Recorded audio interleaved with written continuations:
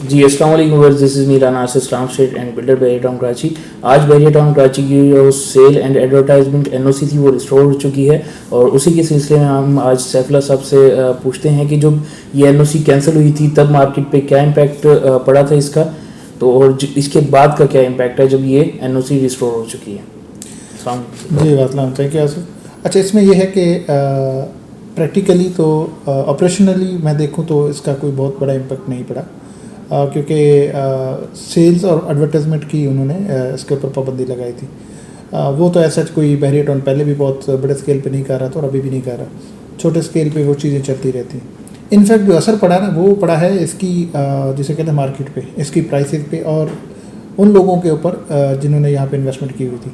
तो ज़ाहिर है एनओसी कैंसिल हो जाने का एक बहुत बड़ा, जैसे मुझे अच्छी तरह याद है जब ये एनओसी कैंसिल हुआ था तो हमारे बहुत सारे कस्टमर जिन्होंने यहाँ पे इन्वेस्टमेंट करने का प्लान रखते थे या इवन कोई टोकन बयाना की अमाउंट पे की हुई थी तो वो बैकआउट हो गए कि अब ये एनओसी कैंसिल हो गया तो पता नहीं क्यों होने जा रहा है। तो इसी तरह हमारे बाकी दो जिनकी यहाँ पे इन्वेस्टमेंट ऑलरेडी थी तो वो काफ़ी पैनिक हुए। पैनिक होने की वजह से एनओसी कैंसिलेशन के बाद जो जिसे कहते हैं सेलिंग प्रेशर बहुत बड़ा, वो सेलिंग प्रेशर की वजह से प्राइसेस बहुत कम हुई।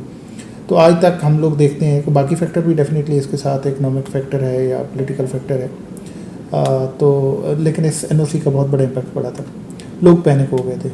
हालांकि ये था जस्ट स्क्रूटनी फ़ी की बेस पे उन्होंने एनओसी कैंसिल किया था, लेकिन असल कहानी ये एनओसी नहीं होती या ये स्क्रूटनी फ़ी नहीं होती इतने बड़े प्रोजेक्ट के लिए। ना तो वो 14-15 करोड़ की कोई अमाउंट है, ना उसके लिए कोई एनओसी कैंसिल होता है, ना रिस्टोर होता है।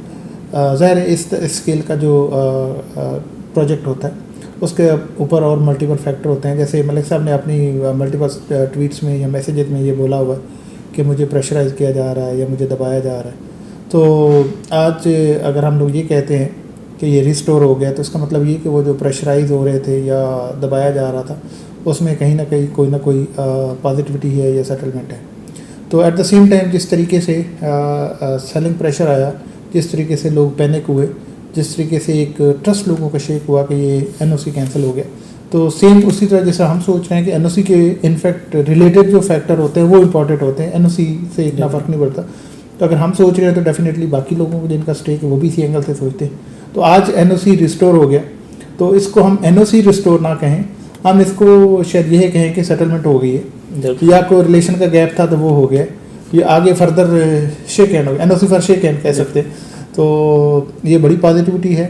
सबसे तो पहले मैं उन दोस्तों को मुबारकबाद देना चाहता हूँ जिनका यहाँ पे स्टेक है, जिनकी यहाँ पे प्रॉपर्टी है, जिनकी यहाँ पे इन्वेस्टमेंट है।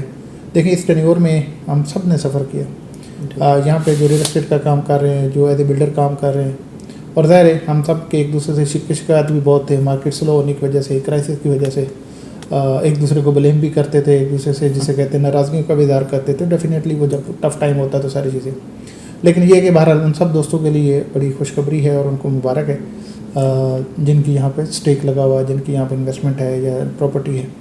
क्योंकि ये जो किसी भी रियल एस्टेट मार्केट में या किसी भी जगह की प्रॉपर्टी की वैल्यू हमेशा बढ़ती कम नहीं होती।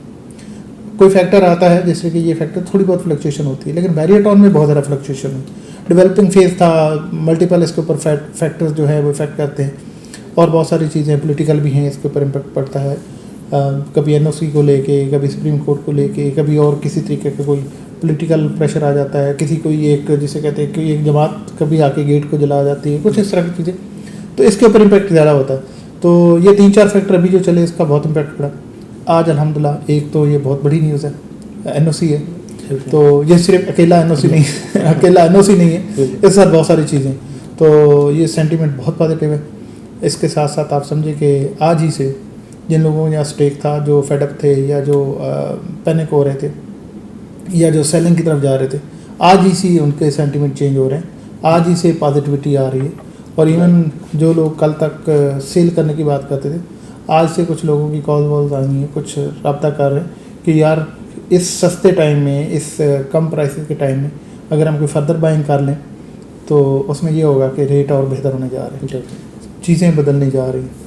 और एट द सेम टाइम अल्हम्दुलिल्लाह पॉलिटिकली और इकनॉमिकली भी फैक्टर बहुत पॉजिटिव जा रहे हैं। जैसे देखें इंटरेस्ट जो है वो कितनी स्पीड से कम हो रहा है, इतनी स्पीड से इंटरेस्ट कम नहीं होता नॉर्मली, खैर बढ़ता भी इतनी स्पीड से नहीं जितना जिस स्पीड से बढ़ा है, लेकिन बहरहाल बहुत बड़ा इम्पेक्ट है।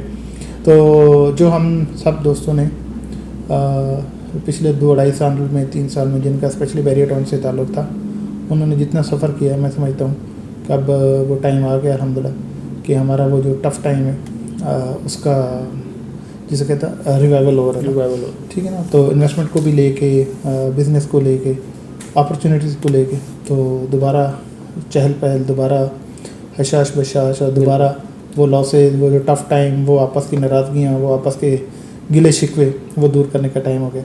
और मैं बहुत होपफुल हूँ इंशाल्लाह कि अभी ये सारी चीज़ें पॉजिटिव हो जाएंगी इंशाल्लाह। Thanks for watching. मज़ीद वीडियोज़ के लिए हमारे साथ जुड़े रहिएगा और हमारे चैनल को ज़रूर सब्सक्राइब कीजिएगा। Thanks for watching.